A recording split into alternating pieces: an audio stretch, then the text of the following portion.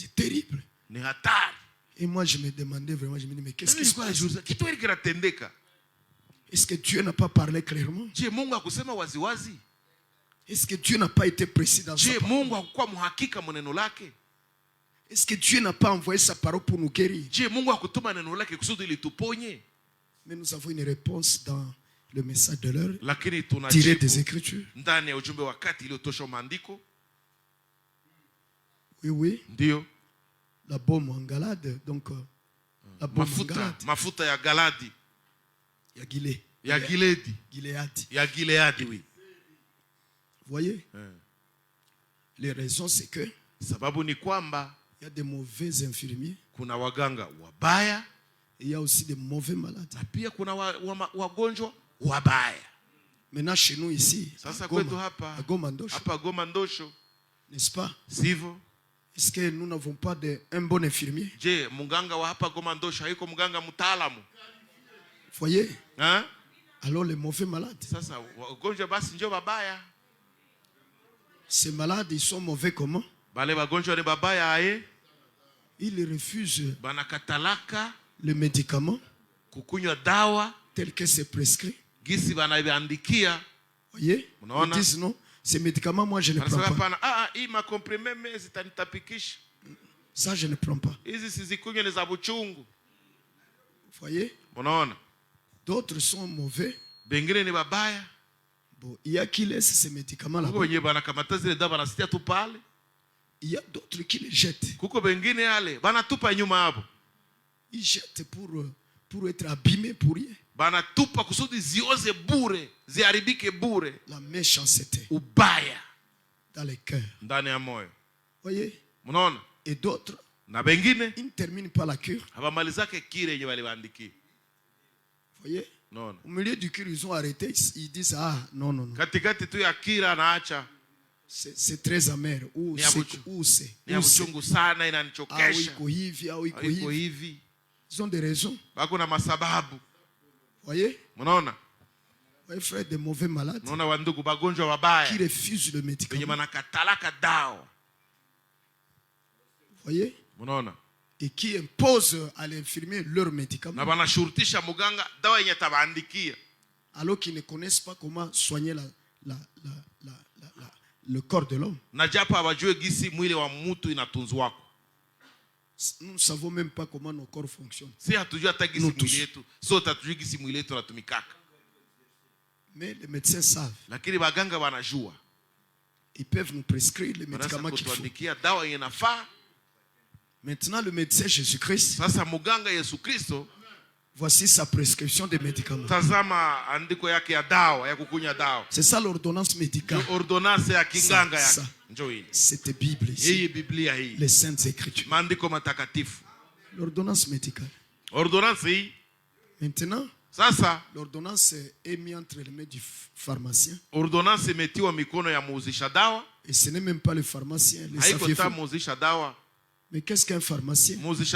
C'est le fabricant de médicaments. Et le fabricant, c'est Jésus-Christ. Sachez-le, il faut bien comprendre les choses. Bon, mais parlons des vendeurs de comptoirs pharmaceutiques.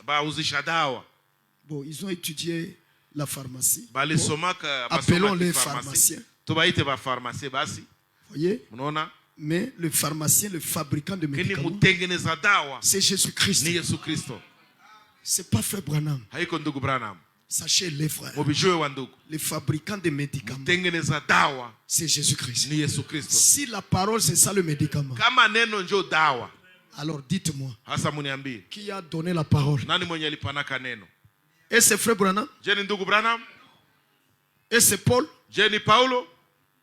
Et c'est Moïse? Non, le Seigneur. Maintenant, le Saint-Esprit vient en tant que pharmacien par excellence. Il doit être dans le prédicateur pour pouvoir maintenant, dans les Écritures, choisir le médicament qu'il faut donner au malade, à l'infirmier, pardon, voyez, le Saint-Esprit doit aller dans le dépôt pharmaceutique où je ne sais pas ce que c'est. Le Saint-Esprit doit aller là-bas et prendre ces médicaments qu'il a prescrits. Qu'il a prescrit lui-même pour telle ou telle autre maladie. Parce que le Saint-Esprit, c'est Dieu lui-même. Est-ce que vous comprenez? Je vais y revenir. Je reprends. Bien-aimés frères, le fabricant de médicaments pour telle ou telle autre maladie, c'est le Seigneur. Est-ce que c'est vrai? C'est lui qui doit prendre ces médicaments. Voyez, pour les mettre à la disposition des infirmiers. C'est le Saint-Esprit. Est-ce que c'est vrai? Oui. Et alors ça va s'accomplir ce qui est dit. Que celui qui a des oreilles entende ce que l'Esprit dit aux églises. Pas ce qu'un homme dit. Qui qu'il soit. Voyez, alors. Maintenant, lorsque le Saint-Esprit a disponibilisé les médicaments, voyez, les infirmiers maintenant, ils descendent en scène. Vous voyez, pour donner ces médicaments aux malades.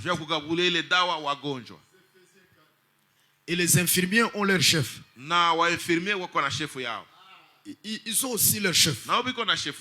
Le saviez-vous? Est-ce que vous comprenez? Voyez, ils ont aussi leur chef. Voyez, frère. Oh, excusez-moi. Vous pouvez appliquer ça très bien bibliquement. Maintenant, ces mauvais malades.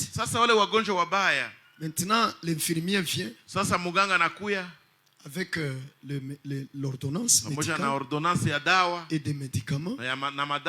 Et que fait le malade? Il repousse ça. Il repousse la main de l'infirmier.